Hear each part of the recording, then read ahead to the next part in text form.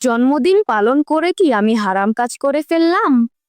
বেশ কয়েকদিন ধরেই আমার জন্মদিনের কিছু পোস্টে অনেকেই দেখি কমেন্ট করছে জন্মদিন পালন করা হারাম, এটা ইসলামে নিষিদ্ধ। তো কয়েকজনকে আমি রিপ্লাই দিয়েছি, কিন্তু পরবর্তীতে দেখা গেছে তারা সেই কমেন্টের পাল্টা উত্তর না দিতে পেরে সেই কমেন্টটাই ডিলিট করে দিয়েছে। আবার অনেকে এখনো অভিযোগ করছে, তাই ভাবলাম কয়জনকে আর এভাবে ধরে ধরে রিপ্লাই দিব, এটা নিয়ে একটা শর্ট ভিডিও বানিয়ে ফেলি, যে বিষয়টা আসলে সবারই কম বেশি জানা দরকার। তো তাদের বেশিরভাগেরই অভিযোগ ছিল উপরোক্ত এই হাদিস নিয়ে, যদিও এটা আসলে সহিহ হাদিস নয়। কেননা হাদিস তিন ভাবে বিভক্ত আছে: সহিহ হাদিস, জয়ীফ হাদিস এবং জাল হাদিস। এবং এই হাদিসটি আসলে কি উদ্দেশ্যে বলা হয়েছে সেটাও কিন্তু সুস্পষ্ট নয়। তো যাই হোক, তারা এই হাদিস দিয়ে বোঝাতে চাচ্ছে জন্মদিন পালন করা হারাম। যদি হারাম হতো তাহলে সরাসরি আল কোরআনের আয়াত এবং সহিহ হাদিসে হারামে একটি ফতোয়া অবশ্যই থাকতো। মনে রাখবেন, ইসলাম শুধুমাত্র হালাল এবং হারামের ভিতর সীমাবদ্ধ নয়, এর মধ্যে রয়েছে মুবাহ শরিয়া। এই মুবাহ শরিয়া কি জিনিস সেটার 6 খণ্ড একটু পড়ে নিয়েন, তাহলে বুঝবেন ইসলাম মানুষকে বাধা দেয় নাকি সীমারেখার ভিতরে অফুরন্ত সুখ শান্তি দেয়। আর আমার কমেন্টকারীদের মধ্যে কেউই কোরআন ও সহিহ হাদিস থেকে রেফারেন্স দেখাতে পারেনি। তারা যে রেফারেন্সটি দিয়েছে সেটি হলো বিজাতির বা বিধর্মীদের সাদৃশ্য। এখানে তো সরাসরি বলা নেই জন্মদিনের কথা। যদি আপনি বিধর্মীদের রেফারেন্স দিয়ে জন্মদিনকে হারাম করতে চান তাহলে আপনি ভুল করছেন, কারণ এই যে ফেসবুক চালাচ্ছেন সেটাও কিন্তু বিধর্মীদের তৈরি।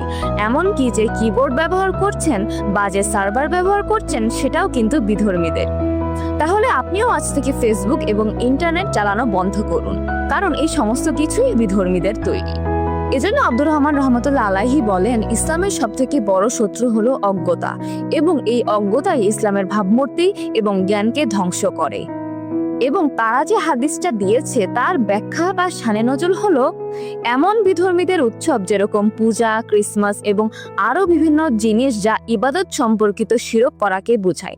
এই হাদিসটা আসলে তার প্রেক্ষিতে রাসূল সাল্লাল্লাহু আলাইহি ওয়াসাল্লাম হয়তো কখনো বলেছিলেন, যদিও তার কোনো সহিহ হাদিসের রেফারেন্স এখানে নেই। আর আমাদের দেশের মোল্লারা এই হাদিসকে ভেঙে বিভিন্ন জায়গাতে ব্যবহার করে ইসলামকে আরো কঠিন করে তোলে, যেন মানুষ ইসলামিক ফোবিয়াতে কনভার্ট হয়।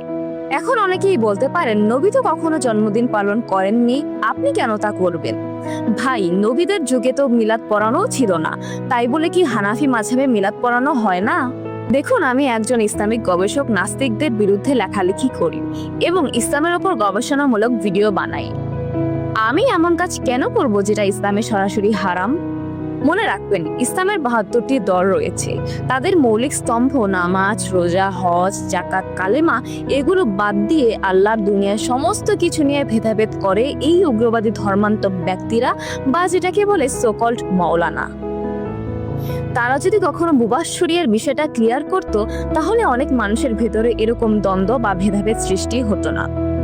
আর এরপরও যদি আমাকে ভুল ধরতে চান সরাসরি জন্মদিন পালন করা হারাম এই বিষয়ে, আমাকে কোরআন শরীফের একটি আয়াত বা একটি রেফারেন্স দিয়ে পরবর্তী রিপ্লাই করবেন।